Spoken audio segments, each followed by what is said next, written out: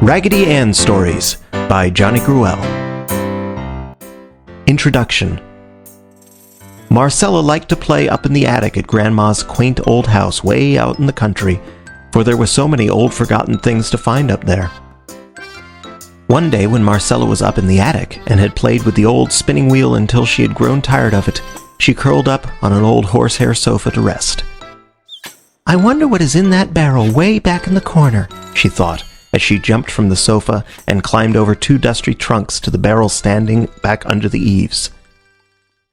It was quite dark back there, so when Marcella had pulled a large bundle of things from the barrel, she took them over to the dormer window, where she could see better.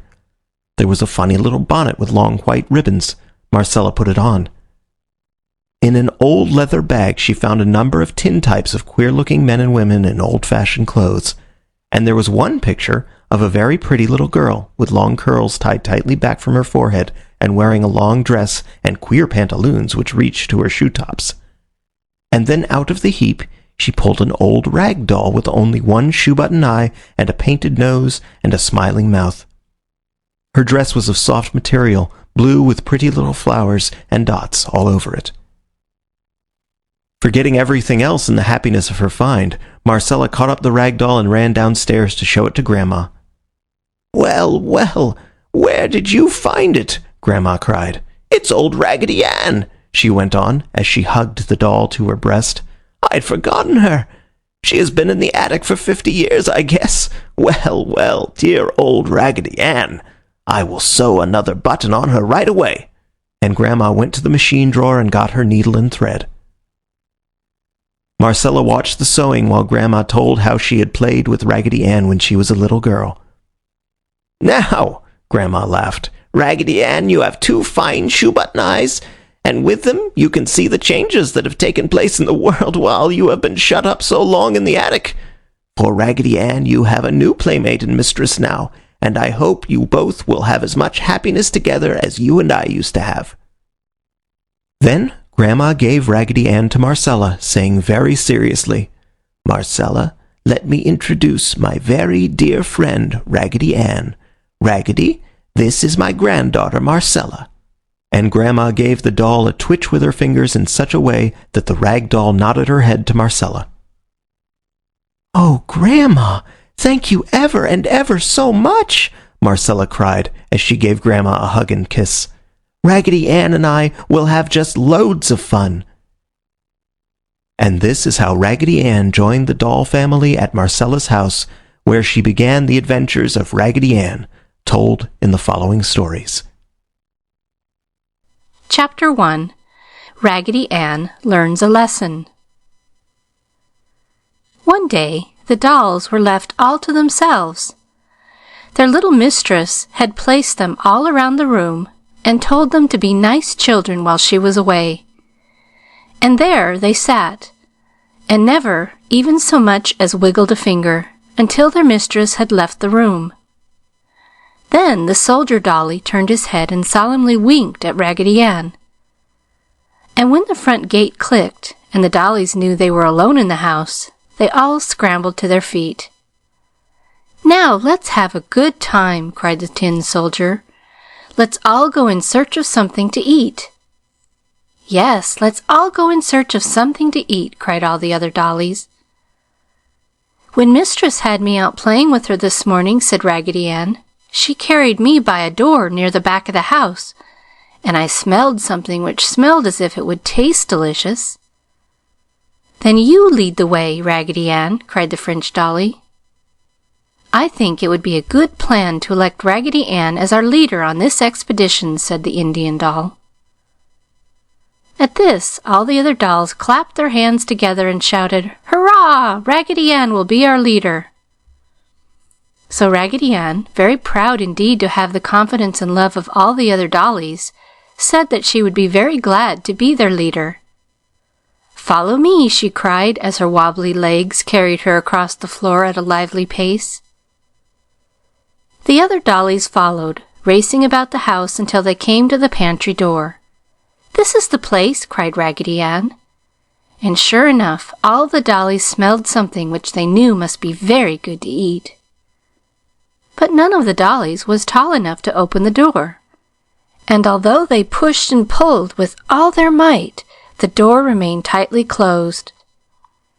The dollies were talking and pulling and pushing, and every once in a while one would fall over, and the others would step on her in their efforts to open the door. Finally, Raggedy Ann drew away from the others and sat down on the floor. When the other dollies discovered Raggedy Ann sitting there, running her rag hands through her yarn hair, they knew she was thinking. "Shh! Shh!" they said to each other, and quietly went over near Raggedy Ann and sat down in front of her. "There must be a way to get inside," said Raggedy Ann. "Raggedy says there must be a way to get inside," cried all the dolls. "I can't seem to think clearly today," said Raggedy Ann. "It feels as if my head were ripped." At this, the French doll ran to Raggedy Ann and took off her bonnet.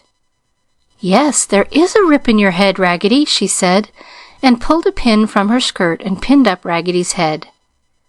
"It's not a very neat job, for I got some puckers in it," she said. "Oh, that is ever so much better," cried Raggedy Ann. "Now I can think quite clearly." "Now Raggedy can think quite clearly," cried all the dolls. "My thoughts must have leaked out the rip before," said Raggedy Ann. "They must have leaked out before, dear Raggedy," cried all the other dolls. "Now that I can think so clearly," said Raggedy Ann, "I think the door must be locked, and to get in we must unlock it." "That will be easy," said the Dutch doll, who says "Mama" when he is tipped backwards and forward. "For we will have the brave tin soldier shoot the key out of the lock." "I can easily do that," cried the tin soldier, as he raised his gun. "Oh, Raggedy Ann," cried the French dolly, "please do not let him shoot." "No," said Raggedy Ann, "we must think of a quieter way." After thinking quite hard for a moment, Raggedy Ann jumped up and said, "I have it!" And she caught up the jumping jack and held him up to the door. Then Jack slid up his stick and unlocked the door. Then the dollies all pushed and the door swung open. My, such a scramble! The dolls piled over one another in their desire to be the first at the goodies. They swarmed upon the pantry shelves, and in their eagerness spilled a pitcher of cream, which ran all over the French dolly's dress. The Indian doll found some cornbread, and dipping it in the molasses, he sat down for a good feast. A jar of raspberry jam was overturned, and the dollies ate of this until their faces were all purple. The tin soldier fell from the shelf 3 times and bent one of his tin legs, but he scrambled right back up again. Never had the dolls had so much fun and excitement, and they had all eaten their fill when they heard the click of the front gate. They did not take time to climb from the shelves, but all rolled or jumped off to the floor and scrambled back to their room as fast as they could run, leaving a trail of breadcrumbs and jam along the way. Just as their mistress came into the room, the dolls dropped in whatever positions they happened to be in. "This is funny," cried Mistress. "They were all left sitting in their places around the room. I wonder if Fido has been shaking them up." Then she saw Raggedy Ann's face and picked her up. "Why, Raggedy Ann, you are all sticky! I do believe you are covered with jam." And Mistress tasted Raggedy Ann's hand. "Yes, it's jam! Shame on you, Raggedy Ann, you've been in the pantry, and all the others too." And with this, the doll's mistress dropped Raggedy Ann on the floor and left the room. When she came back, she had on an apron and her sleeves were rolled up. She picked up all the sticky dolls, and putting them in a basket, she carried them out under the apple tree in the garden. There she had placed her little tub and wringer, and she took the dolls one at a time and scrubbed them with a scrubbing brush and soused them up and down and this way and that in the soap suds until they were clean. Then she hung them all out on the clothesline in the sunshine to dry. There the dolls hung all day, swinging and twisting about as the breeze swayed the clothesline. "I do believe she scrubbed my face so hard she wore off my smile," said Raggedy Ann after an hour of silence.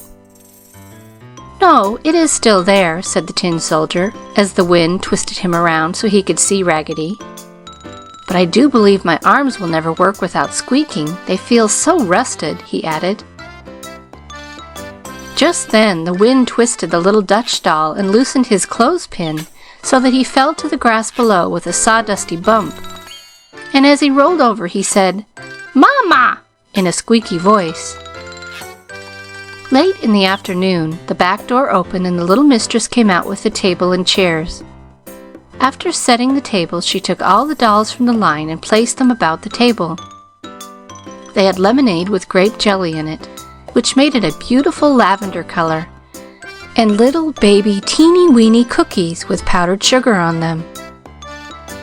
After this lovely dinner, the dollies were taken in the house, where they had their hair brushed and nice clean nighties put on.